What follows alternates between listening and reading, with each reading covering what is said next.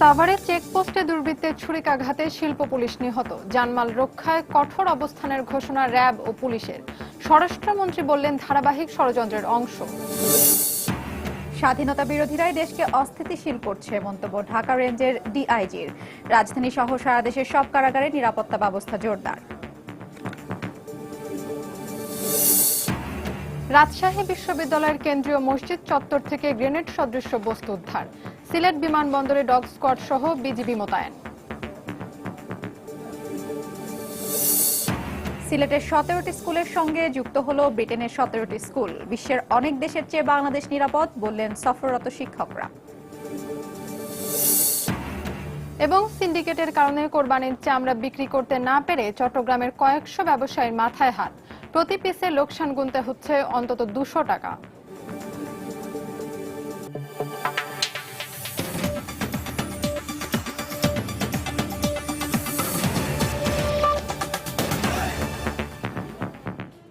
বাংলা সময়ের সঙ্গে আছি আমি হাফসাতুন নেসা এবং আমি ফাহমিদা মৌটুসী। আজ তোর প্রথম সন্তান আসছে পৃথিবীতে, তাই আমার ছোট্ট উপহার। লুসি অলিভার আসে স্পেন থেকে। মাত্র 11 দিনের মাথায় চেকপোস্টে আবারও আক্রান্ত হলো পুলিশ। আশুলিয়ার বারুইপাড়ায় নন্দন পার্কের সামনে পুলিশ চেকপোস্টে দুই দুর্বৃত্তের এলোপাথারি কোপে প্রাণ গেল এক শিল্প পুলিশের। আর প্রতিরোধের বদলে অস্ত্র নিয়ে পাশের শালবনে পালিয়ে প্রাণ বাঁচালেন পুলিশের 3 সদস্য। এ ঘটনায় আহত হয়েছেন আরও একজন। পুলিশ বলছে, প্রশিক্ষিত সন্ত্রাসীরা পরিকল্পিতভাবে এই হত্যাকাণ্ড ঘটিয়েছে। অন্যদিকে যুদ্ধাপরাধীদের বিচার বানচাল করতেই এ ধরনের হামলা হচ্ছে বলে মন্তব্য করেছেন স্বরাষ্ট্রমন্ত্রী।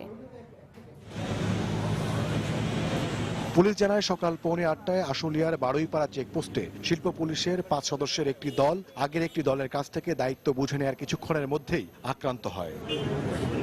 প্রত্যক্ষদর্শীরা জানান, আচমকা কালো রঙের পালসার মোটরসাইকেলে করে আসা দুই যুবক চাপাতি নিয়ে ঝাঁপিয়ে পড়ে কনস্টেবল মুকুল ও নুরে আলমের উপর। তবে অন্য 3 সদস্য আপেল, ইমরান ও পিরহান তাদের অস্ত্র ব্যবহার না করেই পেছনের শালবনে পালিয়ে প্রাণ বাঁচান। 4 দোকানের ভিতরে এখানে শব্দ পাইছি। শব্দ পাওয়ার পর দিই পুলিশ পাবলিক সহ দৌড়। 15-20 মিনিট পর এসে দিই এই যে 2 জন ব্যথা পাইছে।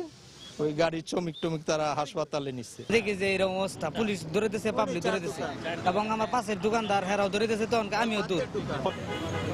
ঘটনাস্থল পরিদর্শন করে পুলিশের ভারপ্রাপ্ত মহাপরিদর্শক জানালেন, হামলাটি পরিকল্পিত। আরও জানালেন, দায়িত্বরত পুলিশ সদস্যদের কোনো গাফিলতি ছিল কিনা তা তদন্ত করে দেখা হবে। আঘাতের চিহ্নটা তাই বলে যে যারাই ঘটনাটা ঘটিয়েছে তারা খুবই প্রশিক্ষিত, যাতে খুব দ্রুত রক্তক্ষরণে একটা লোক মারা যেতে পারে এই ধারণাটুকু তাদের আছে, এবং কোথায় একজনকে আঘাত করলে খুব দ্রুততম সময়ে একজন মানুষ মারা যাবে এই ধারণাটুকু তাদের আছে। সুতরাং তারা একটা প্রশিক্ষিত দল বলেই আমাদের কাছে এই মুহূর্তে মনে হচ্ছে। এদিকে হাসপাতালে আহত পুলিশ সদস্যকে দেখতে এসে স্বরাষ্ট্রমন্ত্রী আসাদুজ্জামান খান কামাল দাবি করলেন, সাভারের ঘটনা আর সাম্প্রতিক প্রকাশক হত্যা ও তাদের উপর হামলা আর গত 22 অক্টোবর পুলিশ চেকপোস্টে হামলা একই সূত্রে গাঁথা। জঙ্গিদের বিচার কার্য চলছে, মানবতা বিরোধীদের বিচার কার্য চলছে, তার যে রায় কার্যকারী হওয়ার যে একটা সময় আসছে, এইগুলিকে নস্যাৎ করার জন্য এবং দেশকে অস্থিতিশীল পরিস্থিতি সৃষ্টি করার জন্য এই ধরনের নাশকতা, এই ধরনের আক্রমণ হঠাৎ করেই 2-1 জায়গায় শুরু হয়ে গিয়েছে। যে কোনো মূল্যে অপরাধীদের চিহ্নিত করে প্রতিরোধ করা হবে বলেও জানান স্বরাষ্ট্রমন্ত্রী। Thank you. ওমর ফারুক, সময় সংবাদ, ঢাকা। এদিকে সন্ত্রাসীদের হাতে নিহত ঢাকার আশুলিয়া থানার পুলিশ কনস্টেবল মুকুল হোসেনের গ্রামের বাড়ি বগুড়ার শিবগঞ্জ উপজেলার রহবলে চলছে শোকের মাতম। সংসারের একমাত্র উপার্জনক্ষম ব্যক্তিকে হারিয়ে হতবিবল হয়ে পড়েছেন বৃদ্ধ বাবা মা। এদিকে এ হত্যাকাণ্ডের সাথে জড়িতদের দ্রুত আইনের আওতায় এনে বিচারের দাবি জানিয়েছেন স্বজন ও প্রতিবেশীরা। বগুড়া থেকে মাজিদুর রহমানের তথ্য ও রবিউল ইসলাম রবির ছবি নিয়ে ডেস্ক রিপোর্ট। তার ছোট থেকে আশা ছিল যে আমি বড় কোনো চাকরি বাকরি করবো সরকারি, কিন্তু লাস্টে তার চাকরিটাও পেল, পাওয়া মাত্র আমাদের পরিবারটা সুখেই ছিল। পছন্দের চাকুরি পেয়ে 5 বছর আগে সংসারের হাল ধরেছিলেন মুকুল হোসেন। পূজার ছুটিতেই পরিবারের সাথে হয়েছিল শেষ দেখা। সামনে পদোন্নতি হলে আবারও বাড়ি ফেরার কথা বলে বিদায় নিয়েছিলেন ভাই বোনদের কাছ থেকে, কিন্তু জীবিত মুকুলের বাড়ি ফেরা আর হলো না। প্রমোশন পাওয়ার পর আবার ছুটিতে আসবে বলছিল, কিন্তু এখন সে তো আর নাই, কে আসবে বলেন। এখন আমাদের সংসার কিভাবে চলবে তো আমরা নিজেও জানি না। ভাই আসে জামা কাপড় লিয়ে দিয়েছিল, হিল লিয়ে দিয়েছিল, ব্যাগ লিয়ে দিয়েছিল।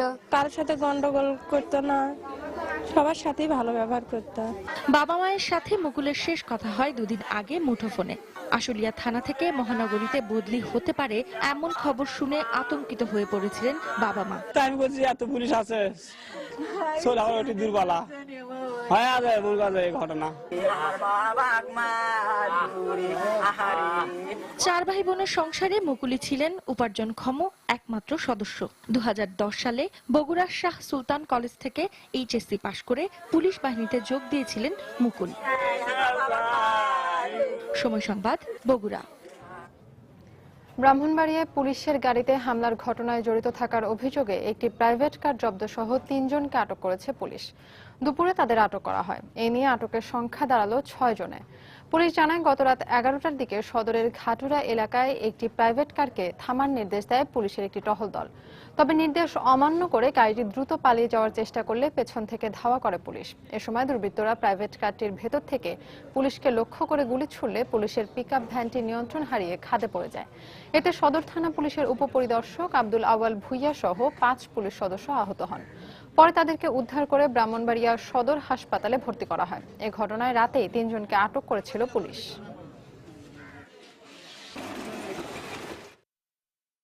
খবর পাই যে গাড়িটা এখানে একটা বাড়ির পিছনে গাড়িটা রাখা হয়েছে। আমরা সেখানে খবর পেয়ে এখানে আসি, 3 জনকে আটক করেছি। মাদকবাহী গাড়িকে পুলিশ তাড়া করতে গিয়ে যে অ্যাক্সিডেন্ট করে আমরা সেই গাড়ি উদ্ধার করেছি, আসামি আটক করেছি। আমরা আরো 2-3 জন আসামি আমাদের এখনো অনুসন্ধানের মধ্যে আছে, আমরা তাদেরকে খুঁজছি। জীবন ও জানমাল রক্ষায় সন্ত্রাসীদের ওপর গুলি ছুটতে পুলিশ সদস্যদের নির্দেশ দিয়েছেন Chattogram metropolitan police CMP commissioner Abdul Jalil Mondal. দুপুর সময় সংবাদকে তিনি এ নির্দেশনার কথা জানান। একজন সন্ত্রাসী যদি পুলিশের লক্ষ্য করে গুলি করতে পারে, একই নির্দেশনা আমাদের থাকবে, কখনোই আমরা সন্ত্রাসীদের গুলিতে আহত বা নিহত হতে চাই না। আমার নির্দেশনা একই থাকবে যে আমরা যে আহত নিহত হওয়ার আগেই যেন আমার গুলিটা, পুলিশের গুলিটা যেন সন্ত্রাসীর গায়ে বিদ্ধ হয়।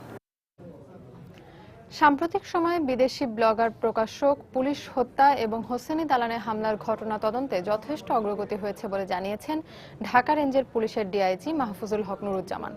বিকেলে ময়মনসিংহ পুলিশ সুপারের কার্যালয়ে আইন শৃঙ্খলা বিষয়ক এক মতবিনিময় সভায় একথা বলেন তিনি।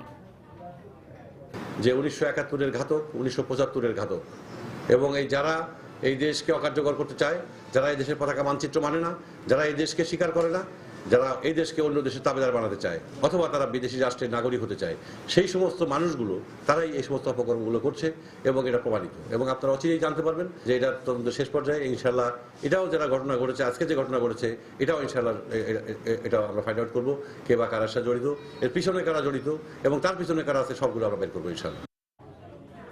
মঙ্গলবার রাত থেকে ঢাকা কেন্দ্রীয় কারাগার সহ দেশের সবগুলো কারাগারে নিরাপত্তা জোরদার করা হয়েছে। কারাগার ও এর আশপাশের এলাকায় নিরাপত্তার জন্য সাদা পোশাকের পাশাপাশি বিভিন্ন আইনশৃঙ্খলা বাহিনীর সদস্যরা টহল দিচ্ছেন। সার্বিক নিরাপত্তার জন্যই কারাগার ও এর আশপাশের এলাকায় র্যাব ও পুলিশ টহল বাড়ানো হয়েছে বলে জানিয়েছে কারা কর্তৃপক্ষ। এছাড়াও কারাগারের নিরাপত্তার জন্য মাঠে নেমেছে পুলিশের ক্রিমিনাল ইনভেস্টিগেশন ডিপার্টমেন্ট সিআইডি এবং কারা গোয়েন্দার সদস্যরা। নিরাপত্তাহীনতার কথা জানালেও টেলিফোনে হুমকির বিষয়ে মুখ খুলছেন না জাগৃতির প্রকাশক দীপনের বাবা অধ্যাপক আবুল কাশেম ফজলুল হক। নিজ বাসায় সাংবাদিকদের তিনি জানান, সকাল থেকে তিনি নিরাপত্তাহীনতা বোধ করছেন। গতকাল পর্যন্ত আমি কোনো নিরাপত্তার অভাব বোধ করিনি, কিন্তু আজকে সকাল থেকে নিরাপত্তার অভাব বোধ করছি।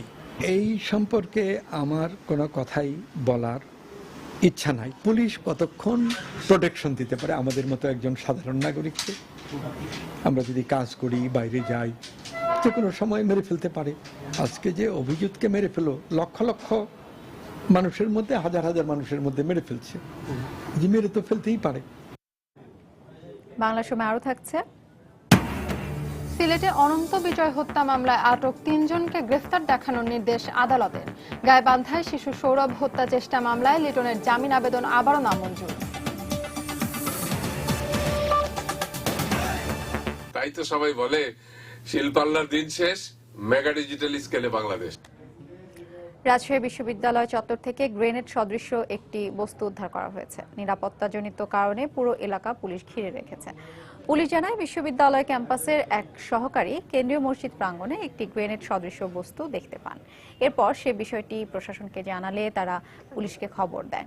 পরে পুলিশ এসে বস্তুটি পর্যবেক্ষণ করে। এটি বিস্ফোরিত বোমা নাকি অবিস্ফোরিত তা এখনো জানা যায়নি। পুলিশের কাছে বস্তুটি নির্ণয়ের কোনো প্রযুক্তি না থাকায় বিষয়টি তদন্তে র‍্যাব ৫কে তলব করা হয়েছে বলে জানিয়েছে পুলিশ।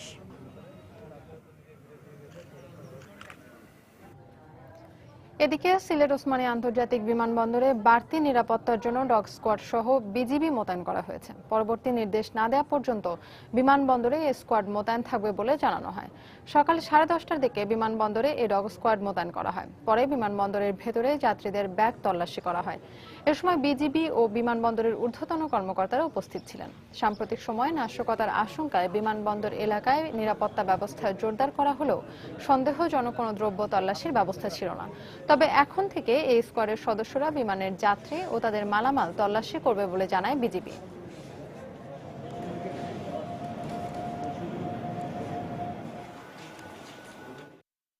সিলেট এমজি ওসমানী বিমানবন্দরের সার্বিক নিরাপত্তাকে এনহ্যান্স করার জন্য নিরাপত্তা এক্সিস্টিং যে নিরাপত্তা সিস্টেমটা আছে তাদেরকে সহায়তা করার জন্যই আমাদের এই বিজিবির বিশেষ প্রশিক্ষিত ডগ স্কোয়াডটা আজকে থেকে মোতায়েন করা হচ্ছে।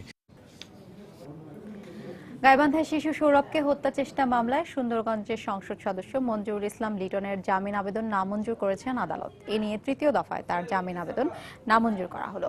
দুপুরে জেলার অতিরিক্ত চিফ জুডিশিয়াল ম্যাজিস্ট্রেট আদালতের বিচারক মইনুল হাসান ইউসুফ এই আদেশ দেন। এর আগে সকালে সংসদ সদস্য লিটনের আইনজীবীরা আদালতে জামিন আবেদন করেন। পরে বেলা 11:30টায় শুনানি শুরু হয়ে প্রায় আধা ঘন্টা শুনানি শেষে বিচারক এই রায় দেন। একই সঙ্গে একটি বাড়ি ভাঙচুরের মামলায় তার জামিন আবেদন মঞ্জুর করেন আদালত। গত 2 অক্টোবর সুন্দরগঞ্জের গোপালচরণ এলাকায় শিশু সৌরভকে গুলি করেন সংসদ সদস্য মঞ্জুরুল ইসলাম লিটন। জাতীয় সংসদের অধিবেশন, এই অধিবেশনে এমপি সাহেবের উপস্থিতি দরকার। এই কারণে আমরা এই বিষয়টাকে অধিক গুরুত্ব দিয়ে জামিনের বিষয়টা আমরা জামিনের আবেদন করেছি। হত্যা প্রচেষ্টা মামলায় বিজ্ঞ আদালত জামিনের আবেদনটা নামঞ্জুর করেছেন। আর ওই বাড়িঘর ভাঙচুর সংক্রান্ত যে মামলাটি ছিল এই মামলাটাতে আদালত জামিন মঞ্জুর করেছেন। সিলেটে ব্লগার অনন্ত বিজয় দাস হত্যা মামলায় জড়িত সন্দেহে আটক 3 জনকে গ্রেফতার দেখানোর নির্দেশ দিয়েছেন আদালত। তাদেরকে আগামী 19 নভেম্বর আদালতে হাজির করার নির্দেশ দেওয়া হয়েছে। সকালে মেট্রোপলিটন ম্যাজিস্ট্রেট আদালতের বিচারক আনোয়ারুল হক এই নির্দেশ দেন। এর আগে ঢাকার কারাগারে থাকা জুলহাস বিশ্বাস, জাফরান হাসান ও আবুল বাশারকে গ্রেফতার দেখাতে আদালতে আবেদন করে পুলিশ। শুনানি শেষে আবেদন মঞ্জুর করেন বিচারক। গত 12 মে সিলেট নগরীর সুবিদ বাজারে নিজ বাসার সামনে খুন হন ব্লগার অনন্ত বিজয় দাস।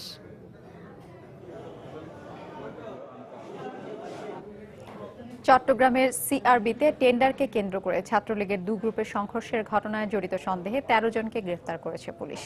গতকাল রাতে সিআরবির বিভিন্ন জায়গায় অভিযান চালিয়ে তাদেরকে আটক করা হয়। পুলিশ জানায় গত রোববার দুপুরে ছাত্রলীগের 2 গ্রুপের সংঘর্ষের সময় ধারালো অস্ত্র নিয়ে হামলা চালানো হয়েছিল। এ সময় 3 জন আহত হয়। এই ঘটনার প্রেক্ষিতে ওই দিন পুলিশ বাদী হয়ে কোতোয়ালি থানায় একটি মামলা দায়ের করেন। তারই পরিপ্রেক্ষিতে এদেরকে আটক করা হয়। এই মামলায় মোট 54 জনকে আসামি করা হয়েছিল। অভিযান অব্যাহত থাকবে বলে জানিয়েছে পুলিশ। তাদেরকে ওই মামলায় গ্রেপ্তার দেখাই আমরা কোর্টে উপস্থাপন করব। পরবর্তীতে আমরা পর্যায়ক্রমে তাদেরকে রিমান্ডে এনে তাদের সম্পৃক্ততা এবং তাদের সহযোগী যারা ছিল তাদের নাম ঠিকানা, আরো সহযোগী যারা ছিল তাদের নাম ঠিকানা সংগ্রহ করে তাদের বিরুদ্ধে আইনানুগ ব্যবস্থা গ্রহণ করব।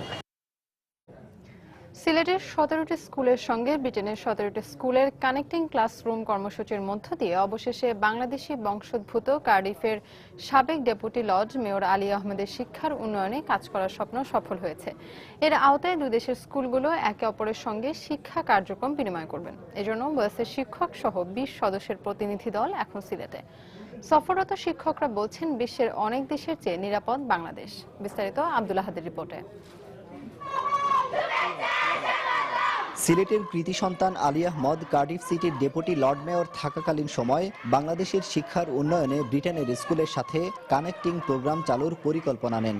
দীর্ঘদিন পর ব্রিটিশ সরকারের অনুমতিও পান। তারই অংশ হিসেবে কার্ডিফের 17টি স্কুলের সাথে সিলেটের 17টি স্কুলের কানেক্টিং ক্লাসরুম প্রোগ্রাম চালু হয় মঙ্গলবার।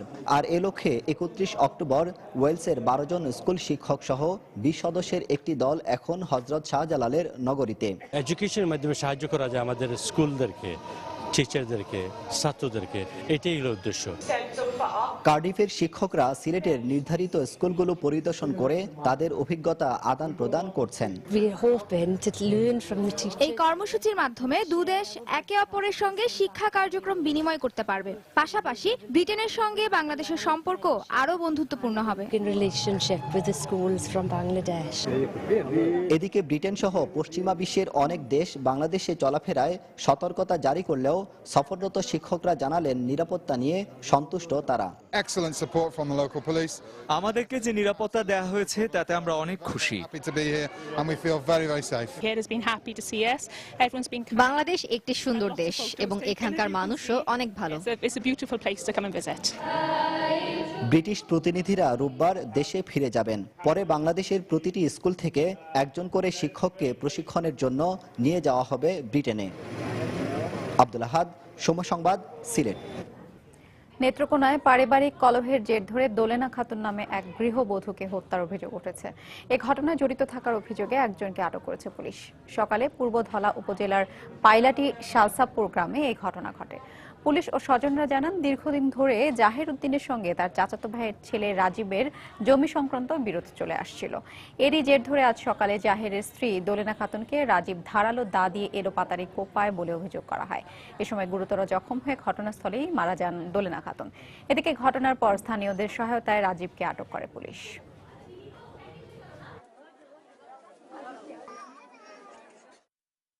সকালে নামাজ পড়ার পর সে একটু পায়চারি করতেছিল, এলো পাতারি গাড়ে, মুখে, কপালে 4-5টা কূপ দেওয়ার পরে ওই মহিলা স্পট ডেথ। রাজীব রায় গ্রামবাসী সহযোগিতা গ্রেফতার করে, আর এই মৃতার আত্মীয় স্বজন যারা আছে, আত্মীয় স্বজন, ছেলে, তার স্বামী সহ লোকজনদের জিজ্ঞাসাবাদে জানা যাচ্ছে পারিবারিক বিরোধের জের ধরে এই ঘটনা ঘটতে পারে।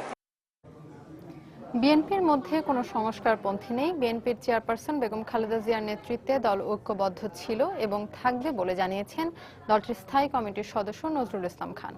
বিকেলে কুড়িগ্রাম শহরের এম এ সাত্তার উচ্চ বিদ্যালয় মাঠে বিএনপির দ্বিবার্ষিক সম্মেলনে যোগদান শেষে সাংবাদিকদের তিনি কথা বলেন। দলে বিশৃঙ্খলা সৃষ্টির চেষ্টা কেউ কেউ করছে বাইরে থেকে, দলের ভিতর থেকে না। বিএনপি যারা আমরা করি এখানে, আমাদের মধ্যে কোনো সংস্কারপন্থী নেই। দেশনেত্রী বেগম খালেদা জিয়ার নেতৃত্বে ঐক্যবদ্ধ আছে এবং থাকবে ইনশাআল্লাহ।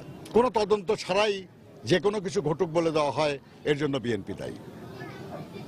আমি বলতে চাই যে বিএনপি যদি সব করতে পারে, আপনারা যদি কিছু করতে না পারেন, তাহলে ক্ষমতা ধরে আছেন কেন? ছেড়ে দেন ক্ষমতা। রাজশাহীতে ট্রাকের চাপায় 2 মোটরসাইকেল আরোহী এবং নওগাঁয় প্রাইভেট কার নিয়ন্ত্রণ হারিয়ে একজন নিহত হয়েছেন। অন্যদিকে লক্ষ্মীপুরের ট্রাক ও সিএনজি অটোরিকশার সংঘর্ষে 6 জেডিসি পরীক্ষার্থী আহত হয়েছে। দুপুরে রাজশাহীর গোদাগাড়ির মহিশালবাড়ি এলাকায় চাঁপাইনবাবগঞ্জগামী একটি ট্রাক বিপরীত দিক থেকে আসা একটি মোটরসাইকেলকে চাপা দেয়। এতে ঘটনাস্থলেই দুলাল নামে এক আরোহী নিহত হন। এই ঘটনায় ডলার নামে অপর আরোহীকে হাসপাতালে নেওয়ার পথে মারা যায় সে। ঘটনার পর পুলিশ ঘাতক ট্রাকটিকে জব্দ করতে পারলেও চালক ও সহকারী পালিয়েছে।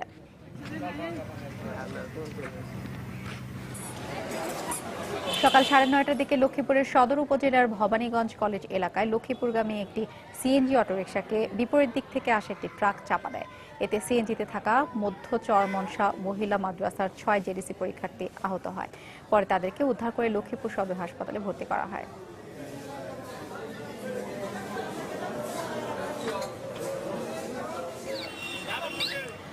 ভোরে নওগাঁর মান্দার ফেরিঘাট এলাকায় একটি প্রাইভেট কার নিয়ন্ত্রণ হারিয়ে একটি গাছের সঙ্গে ধাক্কা দুমড়ে মুচড়ে যায়। এতে ঘটনাস্থলেই চালক নাসির হোসেন নিহত হন। এই ঘটনায় আহত হন আরো 2 জন।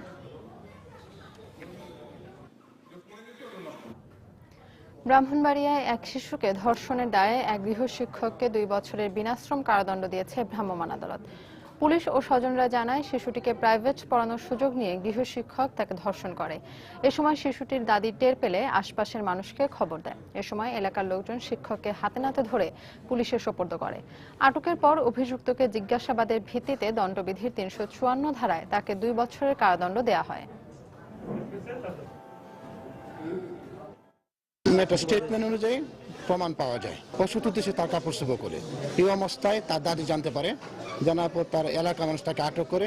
এই মুহূর্তে আমরা গিয়ে হাজিরে তাকে গ্রেফতার করি। তার পরিবারের পরিজন, গ্রামবাসী অনেকের সাথে আমি কথা বলেছি, সবকিছু মিলিয়ে সাক্ষ্য প্রমাণে তার বিরুদ্ধে যে অভিযোগ সেটি প্রমাণিত হয়েছে। তাকে দোষী সাব্যস্ত করে 2 বছর বিনাশ্রম কারাদণ্ডে দণ্ডিত করা হয়েছে। সিন্ডিকেট চক্রের কারণে কোরবানির পশুর চামড়া বিক্রি করতে না পেরে নিঃস্ব হতে বসেছে চট্টগ্রামের কয়েকশো চামড়া ব্যবসায়ী। কোরবানির পর 40 দিন পেরিয়ে গেলেও অনেকটা ঢিমে তালে চলছে চামড়া বেচাকেনা। ব্যবসায়ীদের দাবি প্রতি পিস চামড়া অন্তত 200 টাকা কমে বিক্রি করতে হচ্ছে তাদের। এই অবস্থায় গুদামগুলোতে এখনো পড়ে আছে হাজার হাজার পিস চামড়া। বিস্তারিত জানাচ্ছেন কমল দে। অন্যান্য বছরের মতো গত বছরও কোরবানির 20 থেকে 25 দিনের মধ্যে চট্টগ্রামে বিক্রি হয়েছে 4,80,000 পিস কোরবানির চামড়া। কিন্তু এবার পুরো চিত্রই পাল্টে গেছে। কোরবানির দীর্ঘ সময় পেরিয়ে গেল চামড়া বিক্রির হার শূন্যের কোঠায়। কারণ হিসেবে ব্যবসায়ীরা চামড়ার দাম পড়ে যাওয়াকেই দুষছেন। এরা মাল মূল্য 70-72 টাকা করে, আমরা মাল কিনছি 110 টাকা, 90-95 টাকা এইভাবে কিন্তু আমাদের 200-250 টাকা লস, কিন্তু কস্টিং খরচা বেশি। প্রকৃত দামে চামড়া বিক্রি করতে না পারায় আড়তদারদের ব্যাপক ক্ষতির মুখে পড়তে হচ্ছে। আর ট্যানারি মালিকের প্রতিনিধি বলছেন, আন্তর্জাতিক বাজারে গত বছরের চামড়া বিক্রি না হয় তাদের দেশীয় বাজার থেকে ধীরগতিতে চামড়া কিনতে হচ্ছে। চাহিদা কম হওয়াতে ক্ষতির সম্মুখীন হয়েছে সবাই। গড়পত্তা প্রতি পার পিছে 200-250-300 টাকা এরকম লস হইতেছে। চামড়া তো অনেক রয়ে গেছে, গত বছরের চামড়া কেউ বেচতে পারে নাই, আর এখন বিক্রি যেটাই আসতেছে ওটা কম প্রাইস আসতেছে, এই কারণে চামড়া কেউ কিনতে চাইতেছে না। বৃহত্তর চট্টগ্রামে এবার 5.5 লাখ চামড়া সংগ্রহের লক্ষ্যমাত্রা থাকলেও সংগৃহীত হয়েছে 3.5 লাখ পশুর চামড়া। নগরীর মুরাদপুর থেকে অক্সিজেন মোড় পর্যন্ত প্রায় 5 কিলোমিটার এলাকা রয়েছে এ ধরনের ছোট বড় 200 আড়ত, যেখানে চামড়া প্রক্রিয়াজাত করা হয়। এখন সবগুলো গুদামেরই একই চিত্র, অবিকৃত অবস্থায় পড়ে আছে হাজার হাজার পিস চামড়া। এক্ষেত্রে ব্যবসায়ীরা যেমন ক্ষতির মুখে পড়ছেন, তেমনি কোটি টাকা রাজস্ব হারাচ্ছে সরকার।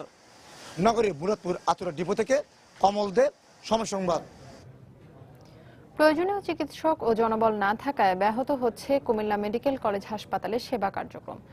Digital x-ray machine, CT scan machine সহ অনেক যন্ত্রই বিকল হয়ে পড়ে আছে দীর্ঘদিন ধরে। এতে বিপাকে পড়েছেন রোগীরা। বিষয়টি স্বীকার করে জনবলের অভাবকে দায়ী করছে হাসপাতাল কর্তৃপক্ষ। তবে দ্রুত সমস্যার সমাধান করে আধুনিক হাসপাতাল গড়ে তোলার আশ্বাস দিলেন জেলা সিভিল সার্জন। বাহার রায়হানের তথ্য ও ছবি নিয়ে ডেস্ক রিপোর্ট। চিকিৎসা সেবা নিতে প্রতিদিন পার্শ্ববর্তী জেলা ও উপজেলা থেকে হাজার হাজার মানুষ আসেন কুমিল্লা মেডিকেল কলেজ হাসপাতালে। কিন্তু সময়ের সাথে রোগীর চাপ বাড়লেও বাড়েনি প্রয়োজনীয় লোকবল। ডিজিটাল এক্স-রে মেশিন নষ্ট হওয়ায় কাজ চলছে পুরনো এক্স-রে মেশিন দিয়ে, আর এমআরআই মেশিন চলছে না নষ্ট ইউপিএস এর জন্য। 500 শয্যা থাকলেও নিয়মিত রোগী ভর্তি থাকছে 700 থেকে 800। এতে ব্যাহত হচ্ছে চিকিৎসা সেবা। 2 দিন আইছি, সিট পাই না, খুব কষ্ট পাইতে আছি। এমআরআই মেশিন নষ্ট, এটা পরীক্ষা দিছে, বাড়িতে করতে হলে 9,000 টাকা লাগে। যদি আরেকটা ইউনিট বাড়ানো হয় এবং আউটডোর একটি বাড়ানো হয় তাহলে আমাদের সাথে সাথে পেশেন্টদের অনেক সুবিধা হয়। সমস্যার কথা স্বীকার করে হাসপাতাল পরিচালক জানান, সমাধানের জন্য বিষয়গুলো স্বাস্থ্য মন্ত্রণালয়কে জানানো হয়েছে। আমার যে জনবল আছে তারা খুব সেবার মান ভালো দিচ্ছেন এবং ওনারা ডেডিকেটেড। কিছু কিছু প্রবলেম আছে যেগুলো আমরা লোকালি সারাই ফেলতে পারি। এদিকে হাসপাতালটিকে আধুনিকায়ন করতে ও সেবার মান বাড়াতে দ্রুত ব্যবস্থা নেওয়া হবে বলে জানালেন জেলার স্বাস্থ্য বিভাগের শীর্ষ এ কর্মকর্তা। বিভিন্ন যন্ত্রপাতিগুলি মেরামত সহ নতুন যন্ত্রপাতি যদি সরবরাহ করা হয়, কুমিল্লার এতদ অঞ্চলের সকল মানুষের যেটা স্বাস্থ্য সেবার কেন্দ্রস্থল কুমিল্লা মেডিকেল কলেজ হাসপাতাল, সেই ভালোভাবে সেই সেবা প্রদান করতে পারবে। 1992 সালে 250 শয্যা নিয়ে শুরু হয় কুমিল্লা মেডিকেল কলেজ হাসপাতালের কার্যক্রম। 2009 সালে তা উন্নীত করা হয় 500 শয্যায়। সময় সংবাদ, কুমিল্লা। সিলেটে সরকার বিরোধী লিফলেট বিতরণের সময় হিজবুত তাহরির এর এক সদস্যকে আটক করেছে র্যাব। গতরাতে নগরীর বন্দরবাজার এলাকা থেকে তাকে আটক করা হলেও আজ দুপুরে গণমাধ্যমের সামনে তাকে হাজির করা হয়। র্যাব 9 জানায়, কেন্দ্রীয় জামে মসজিদের সামনে সরকার বিরোধী লিফলেট বিতরণ করছে হিজবুত তাহরিরের সদস্যরা। এমন সংবাদের ভিত্তিতে সেখানে অভিযান চালানো হয়। এ সময় র্যাবের উপস্থিতি টের পেয়ে অন্যরা পালিয়ে গেলেও আহমেদ তাজভিক নামে হিজবুত তাহরিরের এক সদস্যকে আটক করা হয়। পরে তার কাছ থেকে বেশ কিছু লিফলেট জব্দ করা হয়। গাইবান্ধায় এসএসসি পরীক্ষার ফর্ম পূরণে অতিরিক্ত অর্থ আদায় বন্ধের দাবিতে মানববন্ধন অনুষ্ঠিত হয়েছে। দুপুরে শহরের রেলগেট এলাকায় এই মানববন্ধন কর্মসূচির আয়োজন করে সমাজতান্ত্রিক ছাত্র ফ্রন্ট। এতে সংগঠনের নেতাকর্মীরা ছাড়াও জেলার বিভিন্ন শিক্ষা প্রতিষ্ঠানের শিক্ষার্থীরা অংশ নেয়। এ সময় তারা ফর্ম পূরণে পরীক্ষার্থীদের কাছ থেকে শিক্ষা বোর্ড নির্ধারিত ফির চেয়ে অতিরিক্ত অর্থ আদায় বন্ধে সংশ্লিষ্ট কর্তৃপক্ষের হস্তক্ষেপ কামনা করেন।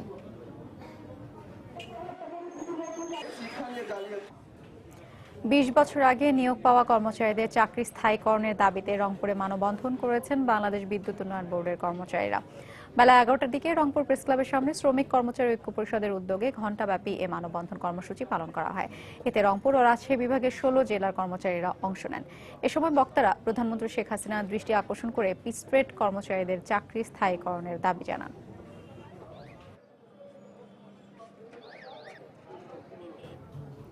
দীর্ঘদিন ধরে সংস্কার ও রক্ষণাবেক্ষণের অভাবে আবর্জনার ভাগাড়ে পরিণত হয়েছে দিনাজপুরের ঘাগড়া ও গিরিজাখাল। পাশাপাশি খাল দখল করে বিভিন্ন স্থাপনা নির্মাণ হয় বন্ধ হয়ে গেছে পানি নিষ্কাশন ব্যবস্থা। এতে বর্ষার সময় জলাবদ্ধতায় নাকাল হচ্ছেন পৌর বাসিন্দারা। এজন্য পৌর কর্তৃপক্ষের উদাসীনতা ও অবহেলাকেই দুষছেন তারা। তবে দ্রুত সময়ের মধ্যে সমস্যা সমাধানের আশ্বাস দিয়েছেন পৌর মেয়র। গোলাম নবী দুলালের পাঠানো তথ্য ও মঞ্জিদ আলম শিমুলের ছবি নিয়ে ডেস্ক রিপোর্ট। 1851 সালে জেলা কালেক্টর মিস্টার স্কটের আমলে মহারাজা গিরিজানাথ দিনাজপুর শহরের জলাবদ্ধতা দূর করতে ঘাগড়া ও গিরিজা ক্যানেল দুটি খনন করেন।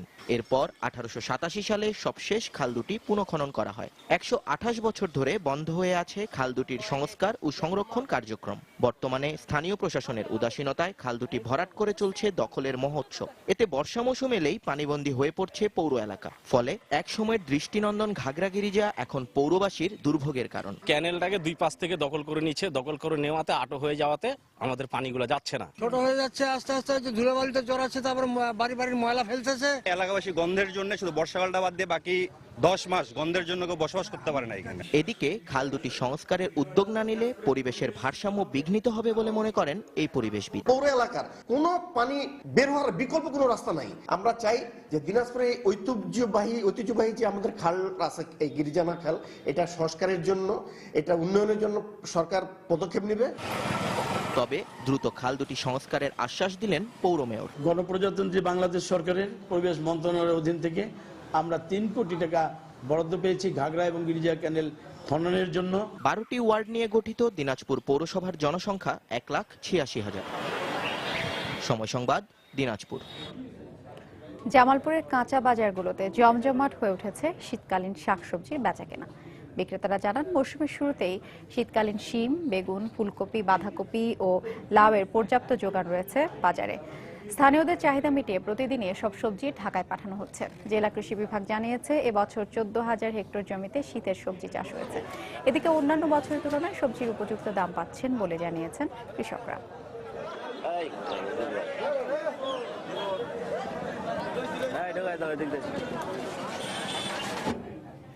বাংলার সময় শীর্ষ সংবাদগুলো জানিয়ে দিচ্ছি আরেকবার। সাভারে চেকপোস্টে দুর্বৃত্তের ছুরিকাঘাতে শিল্প পুলিশ নিহত। জানমাল রক্ষায় কঠোর অবস্থানের ঘোষণা র্যাব ও পুলিশের। স্বরাষ্ট্রমন্ত্রী বললেন, ধারাবাহিক ষড়যন্ত্রের অংশ। স্বাধীনতা বিরোধীরাই দেশকে অস্থিতিশীল করছে, মন্তব্য ঢাকা রেঞ্জের ডিআইজির। রাজধানী সহ সারা দেশের সব কারাগারে নিরাপত্তা ব্যবস্থা জোরদার। রাজশাহী বিশ্ববিদ্যালয়ের কেন্দ্রীয় মসজিদ চত্বর থেকে গ্রেনেড সদৃশ বস্তু উদ্ধার। সিলেট বিমানবন্দরে ডগ স্কোয়াড সহ বিজিবি মোতায়েন। সিলেটের 17টি স্কুলের সঙ্গে যুক্ত হলো ব্রিটেনের 17টি স্কুল। বিশ্বের অনেক দেশের চেয়ে বাংলাদেশ নিরাপদ, বললেন সফররত শিক্ষকরা। এবং সিন্ডিকেটের কারণে কোরবানির চামড়া বিক্রি করতে না পেরে চট্টগ্রামের কয়েকশো ব্যবসায়ীর মাথায় হাত। প্রতি পিসে লোকসান গুনতে হচ্ছে অন্তত 200 টাকা।